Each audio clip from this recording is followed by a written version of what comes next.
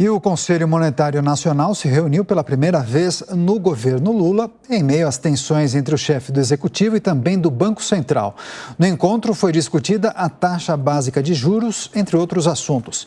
Então, o Jornal da Manhã vai conversar a partir de agora com o economista Leandro Petrocas, que vai comentar todos esses assuntos. Leandro, seja muito bem-vindo aqui à programação da Jovem Pan News.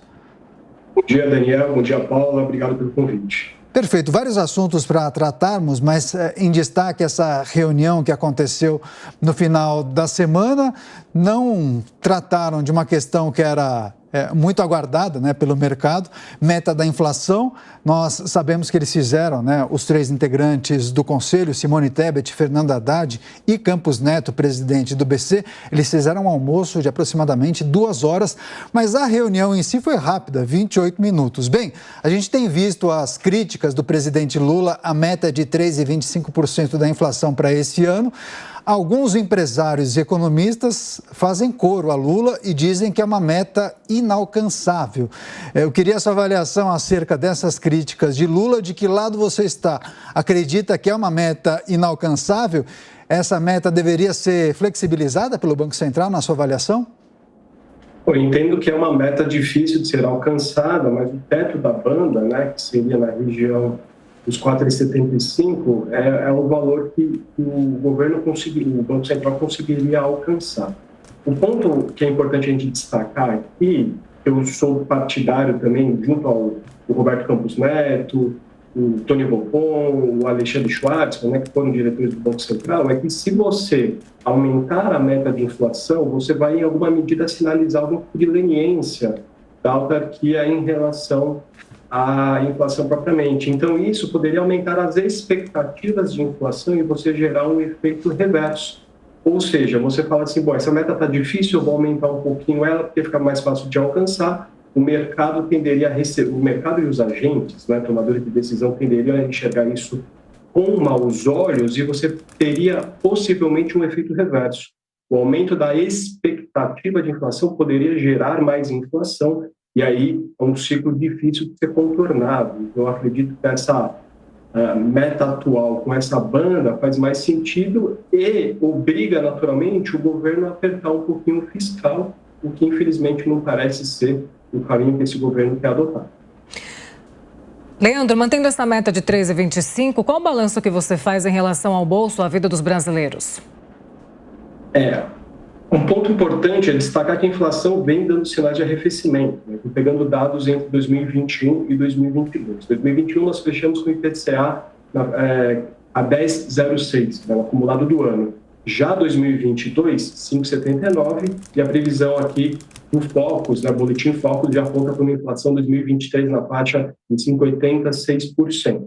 Agora, é uma inflação que dá para conviver, né, nessa região dos 5%, 6%, porque historicamente é assim que a banda toca, né? Em alguns pontos a gente vai lá para a inflação de 2 dígitos, mas converge para a região de 5%, 6%. Então, se você aumentar a meta e você extrapolar um pouquinho, né, nesse caso, estamos falando de um teto de meta de 4,75 para uma inflação de 6%, não seria tão pesado, não seria tão difícil de conviver com esse cenário. Agora, para que haja um efeito prático de redução de inflação, obrigatoriamente passa por uma lição de casa do governo de redução de gastos, de um fiscal mais apertado, porque isso geraria espaço para o Banco Central mexer na taxa Selic, o que geraria algum tipo de equilíbrio, né? Hoje a gente vê um baixo crescimento, a gente vê uma inflação acima do teto e você não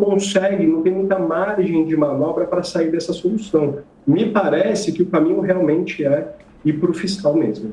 Pois é, agora, Leandro, na quinta-feira, horas antes da reunião do Conselho Monetário Nacional, o PT, partido do presidente Lula, emitiu um documento contra a autonomia do Banco Central. O texto, o partido defendeu queda na taxa de juros e também revisão das metas de inflação.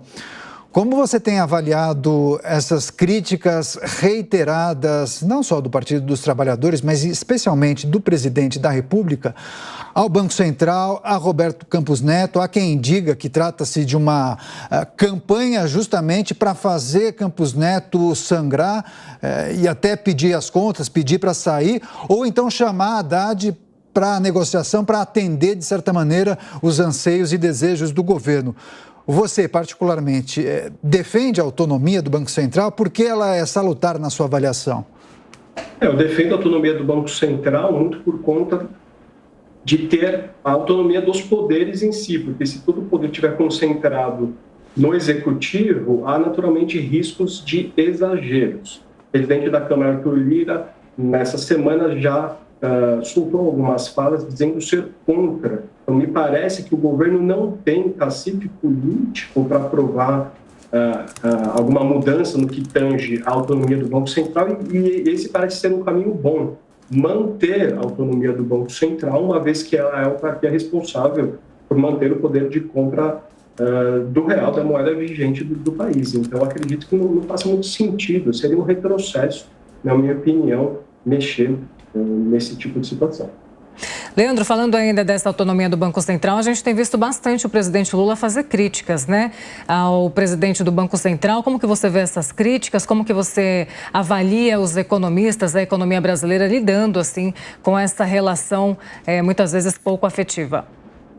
Qualquer tipo de atrito entre os poderes nunca é muito bem visto pelo mercado e pelos agentes, naturalmente. Mas dentro do próprio governo já é uma linha, né, de membros do Ministério da Fazenda que querem mostrar para o Lula que não seria o caso de tentar baixar os juros na marra, nem tampouco atacando a figura do presidente do Banco Central, né, que inclusive essa semana esteve o Roberto Campos Neto num evento de comemoração de 130 anos do TCU, já com um discurso um pouco mais alinhado, um pouco mais leve no que tange a política que o governo quer ter do social, né? Ele vem com uma fala no sentido de temos que olhar para o fiscal, mas também abrir espaço para projetos no foco social. Ou seja, me parece ser um pouco um espaço de experimentos, do qual um cutuca o outro, mas em alguma medida